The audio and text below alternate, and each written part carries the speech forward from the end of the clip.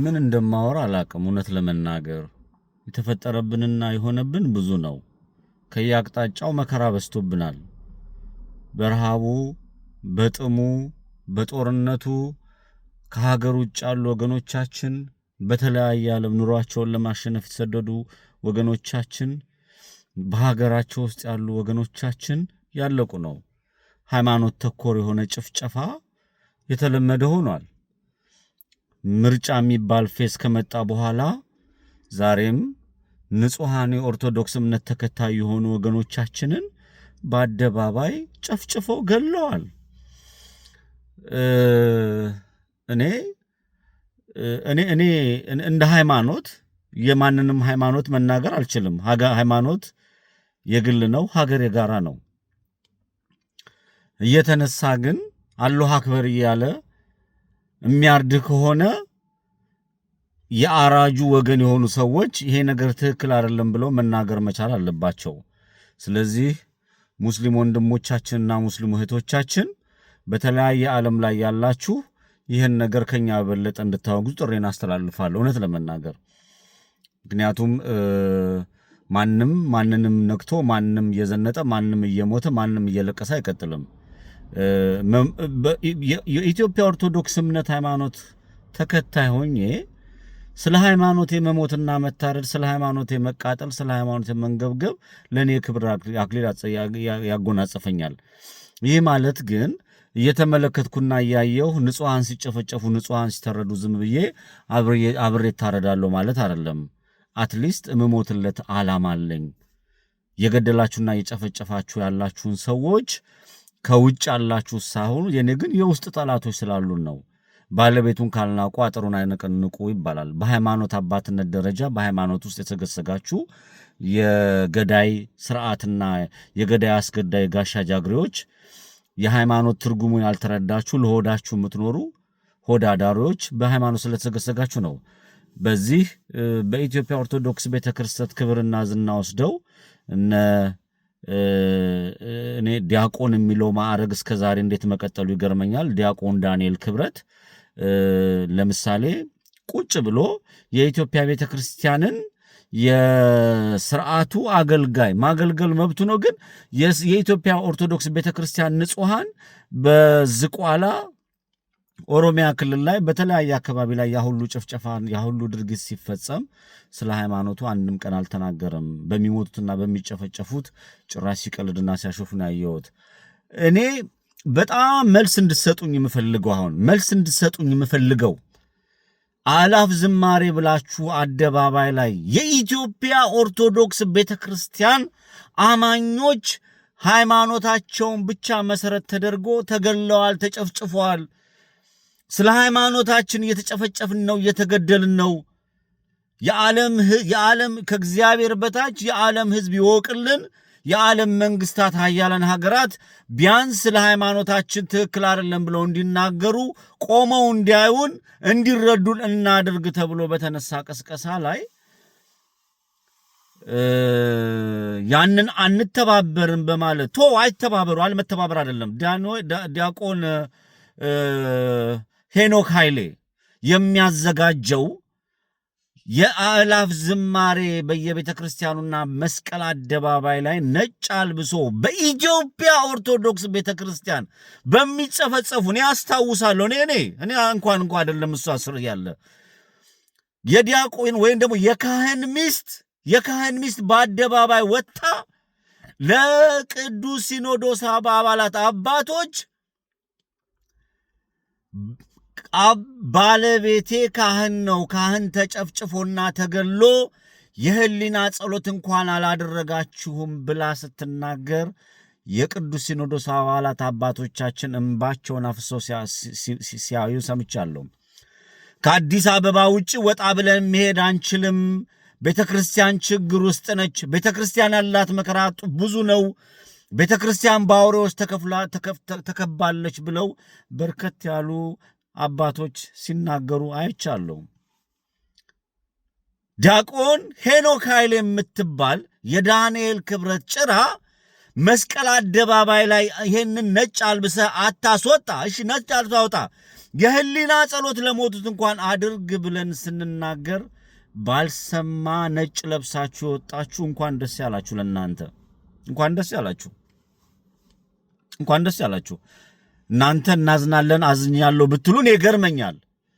ተሳስቼ ከሆነ ታረማለሁ። በዚህ ጉዳይ የሚያነጋግረኝና የሚሞግተኝ ካለ ሐሳቤን ለመስጠት ዝግጁ ነኝ። በኢትዮጵያ ኦርቶዶክስ በእመቤቴ ማርያም አማላጅነት አምናለሁ። ቤተክርስቲያን እንዳትነካ ፈልጋለሁ። ቤተክርስቲያንን አከብራለሁ። ምእመኑን አከብራለሁ። አይደለም ቤተክርስቲያን የሰው ልጅ በሰውነቱ አከብራለሁ። ትክክል ያልሆነና የተጣመመ ግን ለህሊናው የማይኖር ሆዳም ጥቂት በልቶ አደሮች እዛ ቤተክርስቲያን ውስጥ ገብተው የሚበጠብጡና የራሳቸውን ጥቅም ብቻ የሚመለከቱ ከሃዲ ይሁዳዎች እዛ ውስጥ ካሉ ግን እነሱን ከመናገር ወደ ኋላ አልልም። የተናገርኩ ያለሁት እነሱን ነው። በጣም ጋሻ ጃግሬዎቹ በዙሪያው የሚከቡት አጨብጫቢዎች በጣም በርከት ያሉ አሉ። ነጭ ለብሳችሁ ወጣችሁ እግዚአብሔርን ለማመስገን ብላችሁ በዋህነት ወጣቱ ልትኖሩ ይችላላችሁ። ዛትስ ፋይን። እሱ ነው የኔ ችግር። ግን ከናንተ ጋር ያለኝ ችግር ምንድነው? የኔ ችግሬ እናንተ ነጭ ለብሳችሁ ስትወጡ ዝቋላቦ እናንተ እዛ ከመቆማችሁ በፊት ኦሮሚያ ክልል ላይ ካህናት፣ ቤተክርስቲያን፣ ምእመናን ተጨፍጭፈው ተገለው ታርደዋል። የህሊና ጸሎት ለማድረግ ምን ከበዳችሁ? ጥያቄ ነው የምጠይቃችሁ። ይህንን ግድያ እየፈጸመና እያስፈጸመ ያለ የቅዱስ ሲኖዶስ አባቶቻችን ቤተክርስቲያኖቷን እያመሰ ያለው ፖለቲካሊ ትርጉም ሰጥቶ እየሰራ ቤተክርስቲያኗን ለማፍረስ እየሰራ ያለ እግዚአብሔር አይፈርስም፣ ቤተክርስቲያንም አትታደስም፣ ቤተክርስቲያን ትቀጥላለች። እናፈርሳታለን ያሉ ይፈርሳሉ። ቢሆንም ግን ሙከራ እያደረጉ ንጹሐንን ሲገሉና ሲጨፈጭፉ ነጠላ ለብሰው መጽሐፍ ቅዱስ ውዳሴ ማርያም ወይም ደግሞ ገርላት ወይም ደግሞ ሰኔ ጎልጎታ ይዞ የሚሄድ አጎንብሶ በረሃብ ራሱን የሚቀጣ ለቤተ ክርስቲያን የሚያገለግል በየገዳሙ ያሉ ሞሎክሴ በየአካባቢው ያሉ ንጹሐንን እየጨፈጨፈ የሚገድል አውሬ ስርዓት፣ የአብይ አህመድ ስርዓት፣ የሽመልስ አብዲሳ ስርዓት፣ የነተመስገን ጥሩነህ ስርዓት፣ ይህንን ስርዓት ተማምናችሁ ነጭ ለብሳችሁ አደባባይ ላይ ወጥታችሁ በየዋህነት ያደረጋችሁ አሁንም መለስ ብላችሁ ንስሐ ግቡበት። አደባባይ ላይ ወጥታችሁ ግን የዓለምን ሕዝብ እንዲነን እኛ ነጭ ለብሰን እንዲናምራለን ብላችሁ የተናገራችሁ በአደባባይ ላይ ምስክርነት የተሰጣችሁ እንኳን ደስ ያላችሁ። ውርጋጦ ባለጌ ምናምን ሆኛ አይደለም። ይሄ ግን እውነታ ስለሆነ ነው። ዋጧት። ይሄ ሊቢያ ላይ አንገታቸው የታረደ የኢትዮጵያ ኦርቶዶክስ እምነት ተከታይ ሃይማኖታችሁን ቀይሩ ሲባሉ ተስፋይቱ ወደ ተስፋ ወደ ተሻለ ሀገር ለመራመድ የሚሄዱ ሃይማኖታችሁን ቀይሩ ተብለው አላህ አክበር ብለው አንገታቸውን ገዝግዘው ሲያርዷቸው ስለ እውነት የታረዱ ንጹሐንን መቼም አረሳቸውም። በሃይማኖት የሃይማኖት አስተማሪ ነን ብላችሁ ነጭ ለብሳችሁ የምትዘንጡበት ስለ እውነት የማትናገሩ በየቤተ ክርስቲያኑና በየአደባባዩ ላይ ራሳችሁ ካባ ለብሳችሁ የምትሽሞነሞኑ የህሊና የሌላችሁ እግዚአብሔርን የማትፈሩ ነጭ ለብሳችሁ ስለሄዳችሁ ብቻ ነጭ ቤተ ክርስቲያን ስለተመላለሳችሁ ጸድቃችሁ መስላችሁ ፍቅር የሌላችሁ ንጹህ ያልሆናችሁ በጣም ብልግና የተሞላባችሁ ስለ ኃጢአታችሁ አይደለም ማወራው ስለምትሰሩት እግዚአብሔርን የምትሳፍጡ እግዚአብሔርን የማታከብሩ ሰዎች እንኳን ደስ ያላችሁ። ዲያቆን ዳንኤል ክብረት እንኳን ደስ አለ። ምርጫ ከምትለው ድራማ በኋላ የኢትዮጵያ ኦርቶዶክስ ቤተክርስቲያን አማኞችና የካህናት ታርደዋል። ሄኖክ ኃይሌ እንኳን ደስ ያለ። ሄኖክ ኃይሌን ተከትላችሁ አደባባይ ላይ ወጣችሁ ነጭ ለብሳችሁ እኛ ሰላም ነን ብላችሁ ለዓለም አደባባይ ካዳነች አበቤ ጋር ቆማችሁ ላሸበሸባችሁ ምን ትሉ ይሆን? እንኳን ደስ ያላችሁ። እናንተም መልስ ሰጡን ይሆን? በንጹሐን ደም ላይ ነጭ ለብሳችሁ የምትረማመዱ ጥቁራ መተንፈሻ የለም። ቅዱስ ሲኖዶስ አባላት ቅዱስ ሲኖዶስ ያሉ እንኳን ጳጳሳት መተንፈስ አልቻልም፣ ደም እየፈሰሰ ነው፣ ሀገራችን መከራ ውስጥ ነው ያለችው ብለው ሲናገሩ ለዛ እንኳን ያንን ነጭ ለብሳችሁ አደባባይ ላይ የህሊና ጸሎት ላይ ህሊና ይላችሁ ማለት ነው። የህሊና ጸሎት እንኳን አላረጋችሁም። አሁን ወቀሰው አይደለም አርሲ ላይ በጣም ብስቶ ተገሏል። በቃ ልንል ደማችን ሰውነታችን ሊቆጣ ይገባል። ቤተሰብ አላቸው፣ ልጆች አላቸው፣ የሚጠብቁ እናትና አባት አሉ። በሰላም ይመለሳሉ ብለው የሚያዩአቸው በር የሚያዩ ልጆች አሏቸው። ካህናትም እንደዛው ልጆች አሏቸው የሚያዩ። ምእመኑም ልጆች አሏቸው። ቤተክርስቲያን አባቴ በረከት ይዞ ይመጣል ብሎ የሚያዩ ልጆች አላቸው። ሚስት ትጠብቃለች። ባል ከሆነ ደግሞ ሚስቱን ይጠብቃል። ልጆች አባታቸውን ይጠብቃሉ። ይህ ሁሉ መከራ ግን ተሻግራችሁ ይሄንን ባላያይታችሁ ነጭ ለብሳችሁ አደባባይ ላይ ወጣችሁ በዛ ደረጃ ያንን ወደ ዓለም አደባባይ ልናቀርበው የኦርቶዶክስ ግድያና ጭፍጨፋ ወደ ዓለም አቀባባይ ሊቀርብ ሁላችንም ሚዲያ ላይ በምንጮህበት ጊዜ ዲያቆን ሄኖክ ኃይሌና በርከት ያላችሁ የኢትዮጵያ ኦርቶዶክስ እምነት ተከታዮች ናችሁ። በወንድሞቻችሁና በወገኖቻችሁ ደም ላይ ተረማምዳችኋል። እንኳን ደስ አላችሁ። የንጹሃን ደም፣ የካህናት ደም፣ የቤተ ክርስቲያን መቃጠል፣ ገዳማት ላይ መጨፍጨፍ፣ የሀገር ውድቀት ከዚህ ስርዓት ጎን ቆማችሁ አደባባይ ላይ ወጫችሁ ያጨበጨባችሁ ተጠያቂዎች ናችሁ።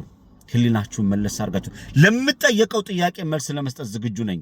በፈለኩት አማርኛ ሰከን ብዬ ለማውራት ዝግጁ ነኝ። የተጨፈጨፉትና የተገደሉት ግን እኛው መካከል እኛው ነን ያስጨፈጨፍናቸው። ሰው ሆነን መቆም ስላልቻለን፣ ከእግዚአብሔር መገናኘት ስላልቻለን፣ ወደ እግዚአብሔር ዞር ብለን ራሳችን ማየት ስላልቻለን ተራቃቂዎች፣ አዋቂዎች፣ እኛ ተንታኞች፣ እኛ አዋቂዎች ሆነናል። የንጹሃን ደምና የንጹሃን መከራ መመልከት ስላልቻለን ዋጋ እየከፈልን ያለ ነው። አዝናለሁ። ነገ ደግሞ ይሄንን ተከትሎ ኦሮሚያ ክልል ላይ መቼም የፈረደበት የኢትዮጵያ ኦርቶዶክስ እምነት ተከታይና አማራ ከታረደ አማራ ክልል ላይ ደግሞ ምስኪን ምንም የማያውቁ ሃይማኖታቸውን ተከትለው የሚኖሩ ሙስሊሞች ይታረዳሉ፣ ይጨፈጨፋሉ፣ ይገደላሉ። በእነሱ ደግሞ ነገ ድራማ ይሰራል። ጥላ ያምናል። ይህን ቃል እንዳትረሱ። በሙስሊም ንጹሃን ሙስሊም ወንድሞቻችን አማራ ክልል ላይ ሌላ ድራማ ይዘጋጃል፣ ሌላ ይጨፈጨፋል። ስለ ምርጫም ስለምንም ሳናወራ ህይወታችንና እድሜ ልካችን ዘመናችንን እንደዚሁ እየቀለድን እንሄዳለን። እግዚአብሔር ስለ እውነት ኑሩ ብሏል። ሰማዕታት፣ ጻድቃን አባቶቻችን፣ የሃይማኖት አርበኞች ስለ እውነት ቆመው ነው ያለፉት።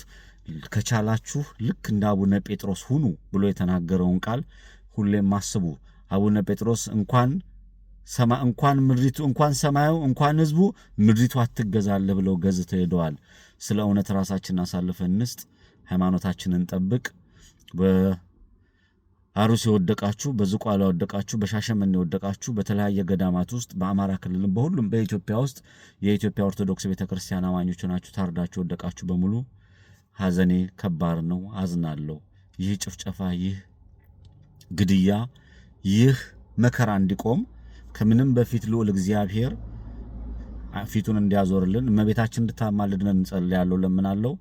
ከዛ ውጭ ግን ከሁሉም ከምንም ያለፈ የኢትዮጵያ ኦርቶዶክስ እምነት ተከታይ የሆናችሁ መንጋው ሲበተን የምትመለከቱ የሃይማኖት አባቶች፣ አስተማሪዎች ነን ብላችሁ ዝም ብላችሁ የምታዩ ካላችሁ ፍርድ እንዳይገጥማችሁ ከእውነት ጎን ቁሙ እላለሁ።